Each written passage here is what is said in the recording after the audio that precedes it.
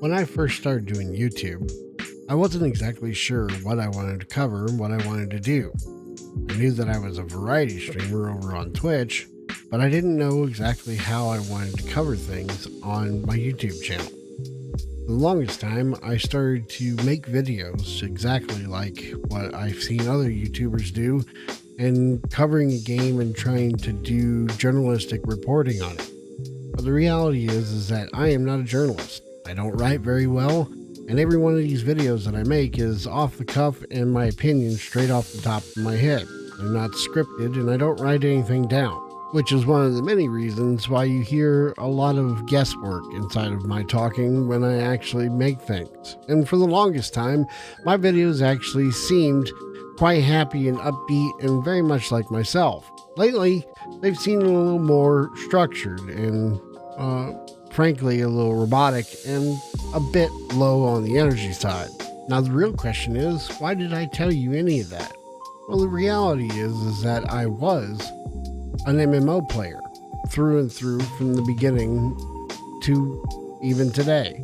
I do cover a lot of shooters on the channel because frankly I switched from MMOs to shooters, and I still have struggled with the idea of what exactly I'm going to do with my YouTube channel. And the reality is that I don't really need a structure for a specific type of game. I'm a consumer reviewer, and because of that, I review the games that either the people have asked me to cover or games that I'm just interested in myself. So there's going to be a wide variety of things on the channel, coming from shooters to MMOs to just about anything else I feel like putting my hands onto. Which brings us to the subject of today, and that is Throne and Liberty, a new MMO that has just come out from NCSoft and being published by Amazon Games. Now, before anybody else gets into this and we go crazy about it because the very first thing people hear is Amazon Games is not the developer.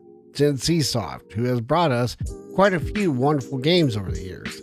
Those include things like Lineage, Lineage 2, Guild Wars 2, Dungeon Runners, Aeon, and Blade and Soul. These are all games that people are pretty familiar with and have their own followings for a great number of reasons. Before we go any further, my name is Gummerak, and I like to review games, and hopefully you get to see something that you've never considered before. If you guys like what you see here today, or you want to learn more about upcoming games, hit that subscription button, hit the bell notification to know when I put up a new video. My schedule is really sporadic at the moment, and videos are not coming out as fast as I want to, so you'll want to know when I put them out. The channel was at 1,130 subscribers, but we're now at 1,176 from our last video. Thank you guys very much for all of your support. I cannot thank you enough for it. Without further ado, we are going to be talking about Throne and Liberty, but I wanted to tell you guys a little bit about my process that I decided to take with this game, and either to change things up. And the reason being is because of the number of people who said that you must know a build for your character in either for you to prevent having a bunch of problems at the end game and having to redo a bunch of stuff. I wanted to find out how true that was, so I ignored everybody's advice and just played the fucking game. Now, for the most part, that actual description of you being screwed in the end game if you don't have a build picked out is bullshit. But at the same time, you can actually really screw yourself in this game later for the amount of time that you have invested into it, which is one of the many reasons why I wanted to put more of a review into this game and went all the way to the end game and played then on from it, and either to give you a pretty decent video on exactly what you're going to get into with Throne and Liberty. So hold on tight, because this video is probably going to be long. The worst part about this video being long is that, sadly, it's not even going to be about the game's content. Sort of. In most cases, the content is actually going to be pretty standard. If you played Guild Wars 1 or Lineage, then you certainly are going to understand how this game plays out, and it's certainly as beautiful, if not more so when it comes to the design of the game, than Lost Ark, which was a beautiful game. No, instead, the majority of the video is going to be concentrated on how you level up skills, what the in-game means for your skills, and the mobile-like monetization scheme that they have decided to place throughout the game. Now, I know that's going to turn a lot of people off, but you can absolutely play this game for free. I just want you to understand what you're getting into when you do so, because it's not as bad as League of Legends, but it can be pretty convoluted. To address the very first rumor of you being screwed if you don't pick a build out, I absolutely didn't pick out a build, and I wound up with one with the flow of the game by the time you reach the maximum level of 50. I wound up with a natural build between Dagger and Greatsword, and it was clearly working for me, but it certainly wasn't optimized. And when I got introduced to actually putting a build on my character and seeing what an optimized character was like, the damage difference is really nutty. However, the problem with someone being screwed with not having a build at the end really depends on the weapon types that you have in this game, because the weapons determine the type of spells and things that you can do inside of the game. For example, if you have a sword and shield and your off weapon is a book and a wand, then you are basically creating a paladin that will be a fighter that has great defenses and has a small amount of heal abilities available to them. The problem comes into when you absolutely want to optimize the build, and let's say you went sword and shield and longbow, for example, and it wasn't quite meeting the needs that you wanted for absolutely tanking. Because if you take a sword and shield combo, you will wind up with a lot of abilities to be able to tank.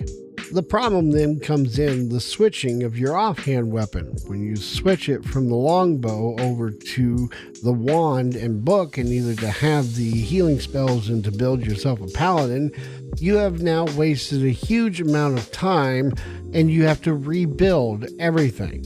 And by rebuild, I mean exactly that, because when you pick your weapon types, the abilities that you have with it are what you actually level throughout the game, and probably what is the most convoluted skill system I have ever fucking seen in my life. In either to level up skills inside of the game, you get a thing called a skill growth book. Now, those skill growth books are pretty easy to collect, and especially through the main story, they give you a ton of them, including armor upgrades, which we will get into later. But as you use these skill craft books, the skill goes up in color, very similar to what you're used to in older MMOs for gear, which it will be green at first, blue, and then purple, and each have varying levels of degrees in between them. The problem comes into you spent the entire time and those resources given to you throughout the story and the game directly to level the skills for the weapons that you have chosen, and when you switch a weapon, you now have a new set of skills that are at the baseline of 0, and you have to re-level all those, and you have to figure out ways to get those resources. That's a huge waste of time for you, because the reality is we all know how MMOs work.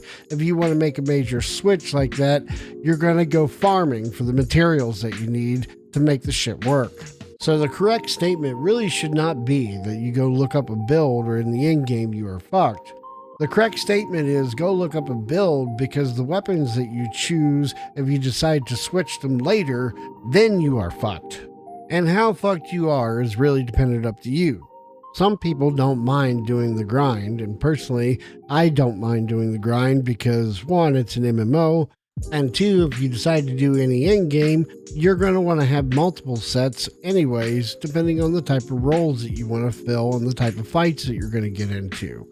Truly strong guilds that are doing end game and doing the maximum inside of the game, which has a lot of raids available to anyone inside of a guild, literally has you switching gear sets out and either to handle specific fights and mechanics.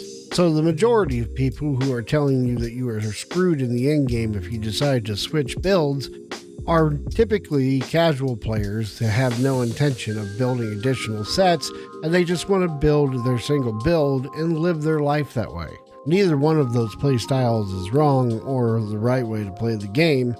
It's simply your choice as the consumer. However, you should understand exactly what you're getting into if you're going to do it. If you decide to play casually and you want to have just a singular build and you just want to do PvE, I suggest looking up a build so that you get the maximum out of the materials that they're going to give you as you level. This will allow you to start playing the end game with some of your friends or people that you've met along the way without having to struggle with trying to figure out what is the best gear and where to put your points and how to handle your skill leveling books as you are leveling up. Personally, that's how I like to play MMOs because I'm not a big fan of how to do the leveling scene. So I typically went straight to the cutscenes, didn't read the little side quests, and did everything that was marked as a main quest and just blasted through the game and the story to be able to know what the story was and start doing the end game. Because frankly, the end game for these types of games are where I like to be. I got pretty lucky and found out that my build that I have decided to do on my own when leveling up happens to be a high-end DPS build if you know where to put your extra points and how to rearrange your skills and put the items needed into them to transform them into additional spells that actually trigger off of each other later in the game. Playing through the game and making my own build at the end of it, I felt pretty powerful. Until I'd finally decided to look up a build and rearrange my gear on the basis of what that was supposed to be. And I can honestly say that there is a reason why there are number crunchers to get that stuff done and make those builds, because there's no way in hell I would have came up with the optimization for this set with the sheer combinations they give you available to build anything inside of the game, which makes the game completely unique because you can actually make any combination of those items work in some form or fashion as long as you understand your role and what those combinations of weapons actually do. I can't think of another game that I have played and actually enjoyed to the end game to find out that there is such a sheer large number of customization on how you can build your character that any combination of weapons that you decide to do, there is literally a build for that you will enjoy because none of them fall short of expectations. It's pretty interesting, honestly, to see not that they're balanced, but that they're all viable at least. What it really boils down to is the actual materials that are used to level, in which plenty of them are given to you along the storyline, but once you have run out of those in maximizing your gear, it starts to become a little thin unless you know how to play the auction house game. On your gear, you have these wonderful things called traits. You can put up to 3 of them and max them out up to 4 levels on each piece of gear, and directly affect your combat power that's located on your character selection page. When you look down the bottom, the actual combat power doesn't mean much of anything unless you have the stats and everything to bring it up. Because you would think it would be raised by gear, but it's actually more raised by stats than anything. So it becomes extremely valuable for people to be able to get specific pieces of gear with those stats on it, because those stats are the only way that you can raise each other's by having another piece of gear with that stat to raise it up in level. Or if you find a piece of gear, you need to have the exact same piece of gear in either to unlock the second and third trait on the piece of item. So on top of having the skill growth books for all of your skills and needing to have all of the items put together to create those books when you run out of them naturally from the storyline, but now you also need more materials to be able to raise your gear up with just the stats that you need, because the stats directly control your combat power, and combat power determines how much DPS you actually do, along with the combination of spells that you have put together and how well they synergize with each other. They have items called trait unlock stones that you can use to unlock a specific trait or to swap out a trait that's actually on the gear. And I probably won't have any video footage of this because, well, I haven't gotten that far into switching out my gear at this point in time. But the one thing I can tell you for certain is that the game certainly makes sure that you stay inside of it, farming open world dungeons for all the specific materials that you'll need to be able to maximize your character out. And all the people that you see that have maximized their character out in a week, more likely have either swiped their credit card or have spent 14 hours a day to get it done, because they limit the number of activities you can actually do inside of the game short of the open world dungeons. You are actually given a certain number of dimensional tokens, and those dimensional tokens are how many times you can run a dungeon before it stops being beneficial to you, because you have to use those dimensional tokens to be able to open the chest at the end to get gear. Otherwise, you either go negative by one chest, or you'd go to zero, and you are certainly helping your buddies out, but you are not going to get anything out of it. Which means once you've run all of your things for the day that you have limited numbers for, then you're going to wind up going to open world dungeons and farming them until you're blue in the face. It is the most boring, monotonous thing I have ever done next to factioning inside of WoW. It's also one of the many reasons a good portion of the player base that I had started playing with has fallen off, because there really just isn't much to do in the game after you hit the end game and you've farmed out some of your gear, especially when you hit the cap of the number of things you could do for the day, because the game essentially forces you to stop doing that task for at least a couple days while you build up dimensional tokens again, or the fact that you hit the next day, you can run at least 3 of them for gear because you'll get 900 a day. However, don't let the open world dungeons fool you. They do go down quite far, and they're very expansive and very well designed. I'll try to include some footage of the 5th and 6th floor of the Abyss, which is where you'll spend a good portion of your starting time once you hit 50 trying to farm out materials. Because you can do abyssal contracts that are basically busy work to give you materials and things throughout the game, as well as tokens to be able to buy limited items on a daily basis. You essentially have to do these tasks if you want to get any of those items in any reasonable amount of time. Otherwise, you will be playing the game forever and not maximizing your gear. So it depends on how much time you really want to invest into the game, because this is only a third of the things that you have to grind in either to keep the game running for you on a daily basis. In the end, everything looks great when it comes to Unreal Engine 4, and its stability is actually quite well in the game. I very rarely have any issues with the server, except for on maintenance days, and there's been a couple instances here and there in which I've crashed, but not many, and most of the time was caused by something that I'm messing with, like trying to edit my HUD. The reality is that Throne and Liberty is actually a very fun game, a very pretty game at that too. But it comes as fun in small doses, and by small doses I mean getting your stuff done for the day and then logging off and playing something else, because the grind factor after about an hour makes you just want to pull your fucking hair out. But I do have a lot of fun in the game with the guildmates that I have recently met up with and that I'm now a part of. However, it doesn't have the same community feel as you would feel inside of World of Warcraft, which we all know everyone now compares most MMOs to, which is a shame because most Eastern MMOs are more comparable to the original lineage than anything.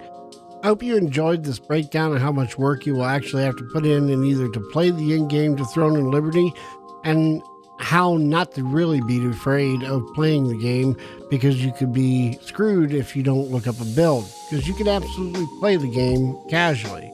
You just won't be doing much of the end game, because if you don't maximize your gear, you will absolutely get slapped down like nobody's business.